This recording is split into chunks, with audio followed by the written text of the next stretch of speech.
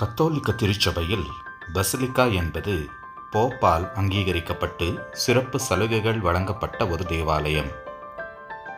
இன்று வரை இந்தியாவிலேயே அதிகமாக கேரளாவில் 13 தேவாலயங்கள் பசிலிக்கா நிலைக்கு உயர்த்தப்பட்டுள்ளன.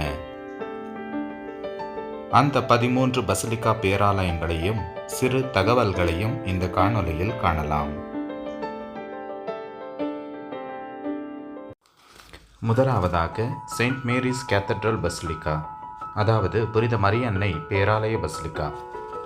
இந்த ஆலயம் சிரோ மலபார் கத்தோலிக்க திருச்சபையின் எர்ணாகுளம் அங்கமாலி உயர் மறைமாவட்டத்தின் ஆயரின் பேராலயமாக உள்ளது. இது கேரள மாநிலத்தின் எர்ணாகுளம் மாநகரின் பிராட்வே சாலையில் அமைந்துள்ளது. கிபி 1112 முதல் ஆலயம் இங்கு கட்டப்பட்டது என்பது குறிப்பிடத்தக்கது.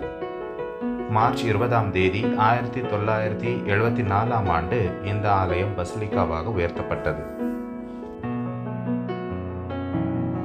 இரண்டாவதாக சாந்தா குரூஸ் கேத்தட்ரல் பசிலிக்கா, அதாவது திருச்சிலுவை பேராலய பசிலிக்கா. இந்த ஆலயமானது கொச்சின் மறை மாவட்டத்தை சேர்ந்தது. இது கேரள மாநிலத்தின் எர்ணாகுளம் மாவட்டத்தின் கொச்சி கோட்டையில் உள்ள பாஸ்டியன் சாலையில் அமைந்துள்ளது. அழகான கட்டிடக்கலை இதன் சிறப்பு. ஆண்டவர் இயேசுவின் திருச்சிலுவையின் ஒரு பகுதியை கொண்டுள்ள ஆலயம் இது என்பது குறிப்பிடத்தக்கது. ஆகஸ்ட் 23 1984 இந்த ஆலயம் பசிலிக்காவாக உயர்த்தப்பட்டது.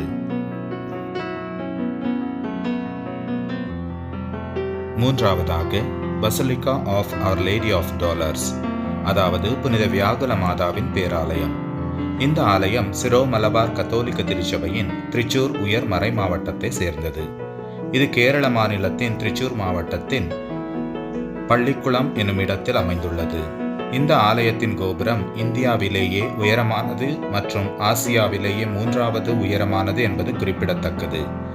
சிலுவை பாதை ஜெபத்தை போலவே வியாகுல மாதா பாதை எனும் ஜெப வழிபாடு இங்கு புகழ்பெற்றது. ஏப்ரல் 25 1992 இது பசிலிக்காவாக உயர்த்தப்பட்டது. நான்காவதாக National Shrine Basilica of Our Lady of Ransom, அதாவது உபகார மாதாவின் தேசிய திருத்தல பேராலயம். இந்தியாவில் உள்ள 3 தேசிய திருத்தலங்களில் இதுவும் ஒன்று என்பது குறிப்பிடத்தக்கது. இது வெராப்பொலி உயர் மறை மாவட்டத்தை சேர்ந்தது. இது கேரள மாநிலத்தின் எர்ணாகுளம் நகரின் அருகில் உள்ள வல்லார்பாடம் என்னும் தீவில் அமைந்துள்ளது. சுமார் 450 ஆண்டுகள் பழமை வாய்ந்தது என்பது குறிப்பிடத்தக்கது. டிசம்பர் 1 2004 இது பசிலிக்காவாக உயர்த்தப்பட்டது.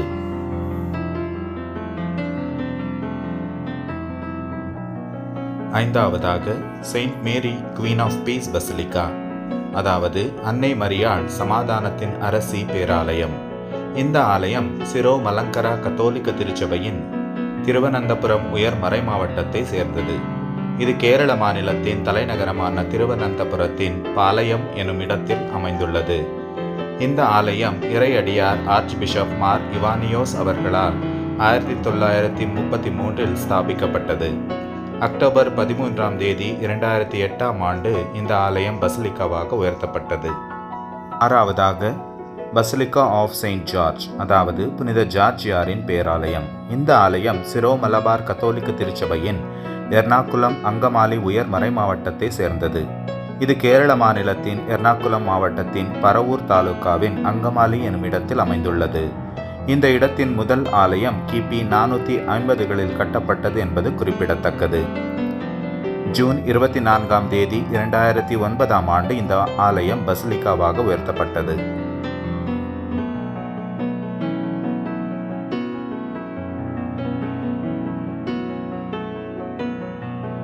ஏழாவதாக செயின்ட் ஆண்ட்ரூஸ் பசிலிக்கா, அதாவது புனித அந்திரேயாவின் பேராலயம். இந்த ஆலயம் அலப்பி மறை மாவட்டத்தை சேர்ந்தது. இது கேரள மாநிலத்தின் ஆலப்புழா மாவட்டத்தின் சேர்த்தலா தாலுகாவின் அர்த்துங்கல் எனும் இடத்தில் அமைந்துள்ளது. இந்த ஆலயத்தின் தொடக்கம் 16ஆம் நூற்றாண்டுக்கு செல்கிறது என்பது குறிப்பிடத்தக்கது. இந்த ஆலயம் புனித அந்திரேயா அவர்களின் பெயருக்கு அர்ப்பணிக்கப்பட்டிருந்தாலும் இது புனித செபஸ்தியாரின் திருத்தலமாக மிகவும் பிரசித்தி பெற்றது. மே 21 2010 இந்த ஆலயம் பசிலிக்காவாக உயர்த்தப்பட்டது.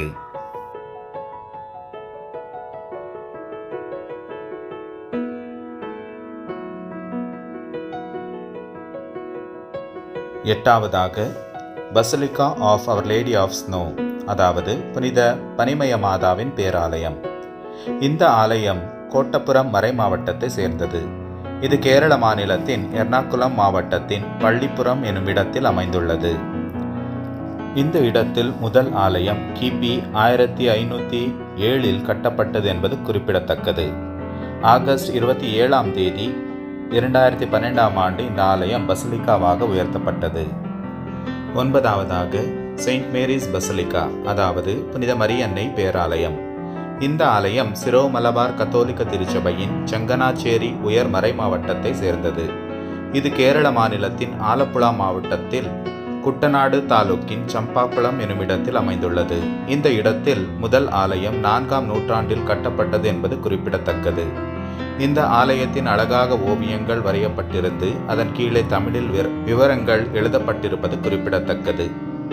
செப்டம்பர் 20 2016 இந்த ஆலயம் பசிலிக்காவாக உயர்த்தப்பட்டது.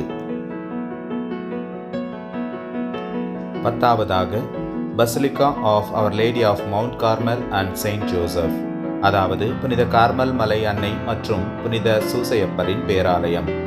இது வெராப்பொலி உயர் மறை மாவட்டத்தை சேர்ந்தது. இது கேரள மாநிலத்தின் எர்ணாகுளம் மாவட்டத்தின் பரவூர் தாலுகாவின் வராப்புழா எனும் இடத்தில் அமைந்துள்ளது.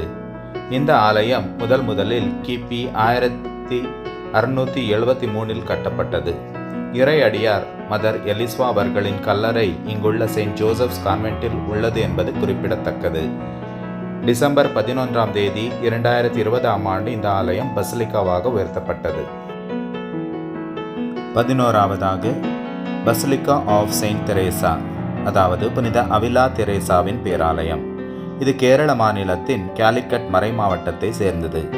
இது கேரளாவில் உள்ள பாண்டிச்சேரி யூனியன் பிரதேசத்திற்கு சேர்ந்த மாஹே எனும் இடத்தில் அமைந்துள்ளது. கிபி 1736 இந்த ஆலயம் எழுப்பப்பட்டது. இந்த ஆலயத்துக்கு அனைத்து மதத்தை சேர்ந்தவர்களும் அதிக அளவில் வருவது சிறப்பு. நவம்பர் 21 2023 இந்த ஆலயம் பசிலிக்காவாக உயர்த்தப்பட்டது. 12ஆவதாக basilica of Our Lady of Mount Carmel, அதாவது புனித கார்மல் மலை அன்னையின் பேராலயம். இது விஜயபுரம் மறை மாவட்டத்தை சேர்ந்தது. இது கேரள மாநிலத்தின் இடுக்கி மாவட்டத்தின் தேவிகுளம் தாலுகாவின் முன்னார் எனும் பிரசித்தி பெற்ற மலை பிரதேசத்தில் உள்ளது. இந்த ஆலயம் கிபி 1898 கட்டப்பட்டது. பிப்ரவரி 28 2024 இந்த ஆலயம் பசிலிக்காவாக உயர்த்தப்பட்டது.